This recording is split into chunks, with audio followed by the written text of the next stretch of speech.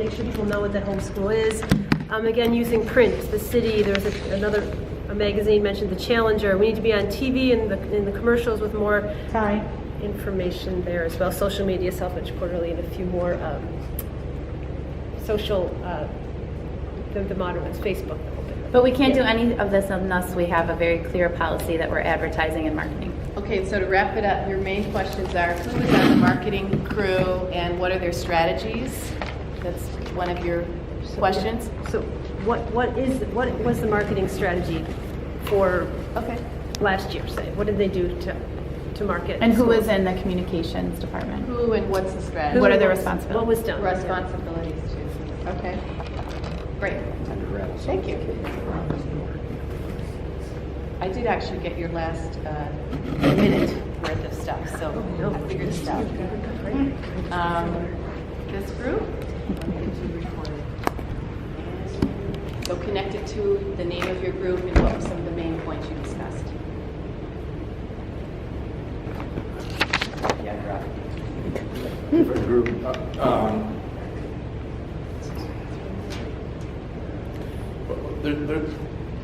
By having a neighborhood school, there's or a community school, there is the ability to build social capital. And when you build social capital, you have the networks and relationships that support learning and create opportunities for young people, while at the same time strengthening that community. And one of the things I noticed, if I can do this really quick, it's part of the structure. You go into the suburban schools, you ask the bus driver, the custodian, the teacher, the vice principal, the superintendent, who do you report to? And every single one of them will say the taxpayers, the residents. You go into the city, you ask that question, it's the other way around. And so, when I in the 90s, and when I went back, I did focus groups with the community. I'm active with the community group, the Charles House Neighbors Natural Community. And so I said, what is the expectations of your school? This school is in your neighborhood. That's your school. It's not my school. It's your school. What is the expectations when you send your child there? So when you have expectations, you have actionable, you can develop actionable results. You can measure those expectations. Are they being done or not? So my thought was to have the community accredited schools model. I wrote this up. So what's that? What is that? I was telling Liz, years ago when MCC, I'm showing my age, when MCC was on Alexander Street, there was a big headline in the newspaper that said, New York State accreditates MCC. It's when they moved to their new campus. Okay? What's that mean, accredited? That means that New York State validated their curriculum. It validated that school. So I said, wait a minute, that's important. So the community should validate School 17. Huh? So I said to them, look, with the focus groups, we develop a whole set of expectations. And if I was still there as principal, I only said I'd give 2 years. What I would do with this is to say, I don't care about New York State coming in. I don't care about the district coming in. The most important thing is the residents coming in. Okay? And saying, are you meeting Spezio? Are you meeting these expectations or not? And if we are meeting the neighborhood's expectations, are you valued? Are you treated with respect? Are you an equal partner in your child's education? Expectations. And if you align the neighborhood's expectations with the city's expectations, with the state's expectations, I guarantee you they'll be the same. Maybe different words, but the same. 1 minute. So, in that 1 minute, I'll tell you this. So, when the community comes in and says, yes, Spezio, your school is doing 85% or more of the expectations, we say that you are a community accredited school. That's a big deal. Call the governor. Make a celebration. We will be a community. That's the gold standard. So if Liz is a superintendent and wants to train other principals, that you send those principals to the school that has a community accredited schools model. Now, that's the internship. That's the training ground for your new leaders. full of that. Presently, there's no one on the bench. And the leadership, the models for leadership are not working, okay? Time up. So I'm thinking, with the time up in 5 seconds, that we can take the Beacon model and tweak it to have community ownership. So we have systemically the same thing. This district has gone from fad to fad to fad to fad, and we don't have something that we can all embrace. I think we can embrace the Beacon model, and I think you turn that business on its head to get neighborhoods to build social capital and have a say in their child's education because they own it. You help them to be invested in their child's education. That's the community accredited schools model. Okay. And does this group have any question for us to seek data on or answers to? So what is part of the model for the Beacon model? Yeah, so I guess the mayor and the new principal of School 17, Katerina, and a few others are exploring that very question. So we should connect with them as they come back and say, what did you find? How do you think that's appropriate or not appropriate for Rochester? And by the way, we'd like to work with you because we're developing a systemic approach to, we want, everything must be integrated. Otherwise if it's not integrated, you have all these unhealthy and negative surprises that. And the city doing something and the district doing something. And any one of those surprises, can torpedo the whole thing. Okay, So that's we very have to get impressive. ahead of those surprises. Okay. Super. Change it. Double recording here. Okay, and then the third group, kind of pull out your main points connected to the title of your group and end with a question you'd like us to pursue. Our group is the policy placement and policy adherence. The number one question that we need sort of answered and is who in IT can provide just the functional flow chart of how the computer does it, and how much leeway does placement have to invalidate that change or that placement. So I mean, all of our questions sort of fall into that topic. We're concerned with what happens to waiting lists after September 30th. It appears that they are purged. So if you got put down for a specific school, you didn't get that school, you actually have to go re-request to be moved into that school for first grade, and then for second grade, and then for third grade, or you're no longer on the waiting list. There just no longer is one. The district's policies, depending on who you talk to, have either 1.5 miles being given preference or a half mile being given preference. Half mile does not fit within, misses a large chunk of households that don't have a preferred school. The district has the UBK policy, which, as originally stated, looked to be if you went to UBK in a specific school, you would be put forward for that specific school. What appears to have been implemented that if you went to UBK in the district, you're immediately placed into a school of your first choice. Just boom. Not that particular school, not any adherence to anything. And the thing that was bumped to add that policy in appears to have been sibling going to the same school. What we would like to know with that is,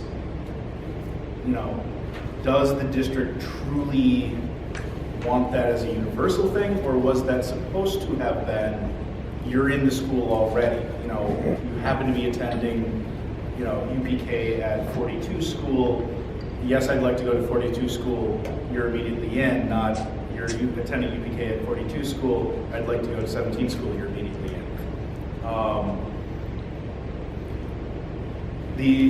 The other thing that we had the question for, and we actually in our internal discussions answered the question for, is how does choosing a citywide school on the lottery affect your chances of getting into a community school? The answer is, if you get the citywide school, you're immediately removed from the lottery for the community school because you got your citywide school, and it's assumed that if you applied for a citywide school, that's actually where you wanted to go 100% of the time. And then the citywide school, the community school becomes your second choice. There is no way to, by not selecting a citywide school or by any means in that lottery set, to advance and say, I'm not choosing a citywide school because I really want this particular neighborhood school. There's no method for making that determination.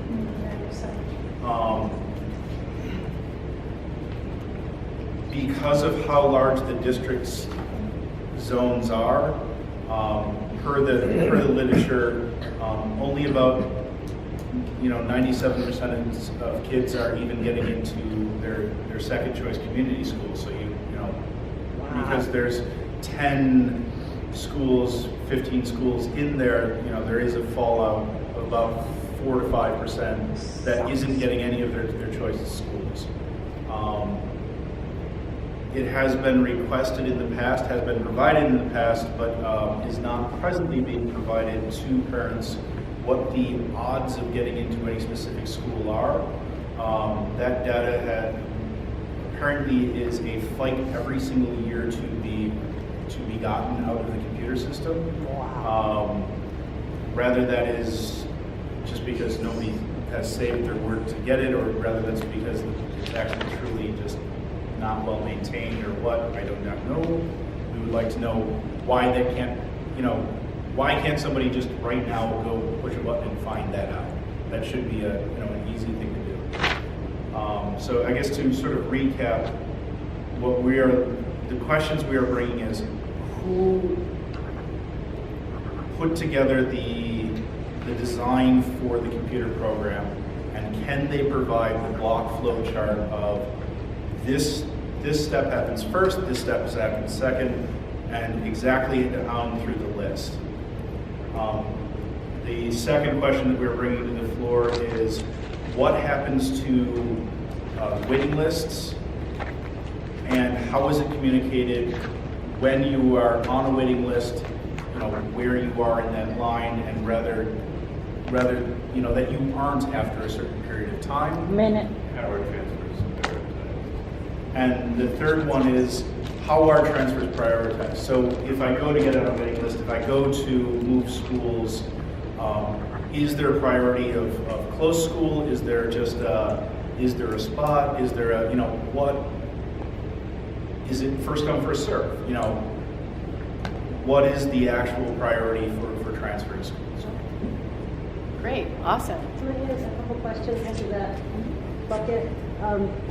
For both elementary and high school, what percent of kids are placed using the lottery? So after the whole lottery is done, how many kids were placed in schools and how many were placed after the fact? So just a percentage of kids placed using the system, and also what capacity is the school filled in the lottery process? So if I have 100 seats at school 10, I run the lottery, how many seats do they fill out of those 100? And if there was a breakdown as to how the rest of them got filled, that would be great, but starting with just what physically happened would be great. Thank you. Great. I had a question that was directed to you earlier, which is, what is the farthest distance that any residence is as the car drives from their nearest school? Right now, we're talking about a 0.5 radius. What distance would cover the entire city so that everyone had a school they could call their neighborhood school? This may enhance or tie in with Sean's director of busing. Maria. Okay. Well, the director of busing, I asked the question, how many children in the school 17 catchment area as defined by, defined the way it used to be in the 90s. How many children presently live in this catchment area and could go to school 17 as if it was a neighborhood school? And she came back with the figure of almost 900 children. Almost 900, 800 or something. I almost fell on the floor. So I said, wait, are you saying, Maria, that in the school 17 catchment area, 119 kids walk to school 17, and 700 and something kids go to other schools? So if we were going to do a neighborhood school for school 17, yeah, so we have to factor that in to say what systemically, where are the schools and where are the kids? Now it's a moving target because we have the mobility, but we can deal with that. One of the things that I did with the housing council was to work with the housing council and the landlords to make apartments available. So before they moved out of the catchment area, we would help them get a nice clean apartment. Eric Van Dusen was part of the housing council. But there's all kinds of stuff we could do. But we should take a look at the map and see where, like, we closed a lot of schools. Right. You know, so where are the schools? What are the grade levels in these schools? And where are the kids? Because I still am shocked to say that there's 800 something kids, almost 900 kids in the school 17 catchment area that could legitimately go to that school if it was neighborhood school. Okay, great. Is this working for everybody, these small groups? Yes. Do you feel like there's plenty more stuff to talk about within each of the groups? Yes. Okay. Generally, yes? Yes. Okay, so what I'd like to do is continue these groups. We'll get the notes typed up. And since Mia was gone in the second half of the meeting, I'd like to ask maybe one person from each group to just email me a little paragraph summary of what each group, could somebody pick someone from each group to send you something? And then I'll send that to her, plus these recordings. And our minutes will be a little bit more complete. Okay. Okay? That's great. And so we'll keep talking in the next group, go a little bit deeper. I want us to keep connecting it back to the title of our working groups. Okay. And then we are going to be accumulating questions. Maybe we can bring experts in from the district to answer questions. And then we can, have maps put up, but we'll proceed as everything becomes clearer. Okay, next meeting Thank is? you so much for your work tonight. It's great to have your Next passion meeting and is? your work here. Next Next meeting it's going to be is? Monday, Monday? 6:30. Okay. 25th, I think. We are going to finish out the month. Yes, we're planning to finish out the month on Monday. Okay. Good? All right, thank Great. you. Thank you. I don't need to pass. Task force meeting, right? Mia sat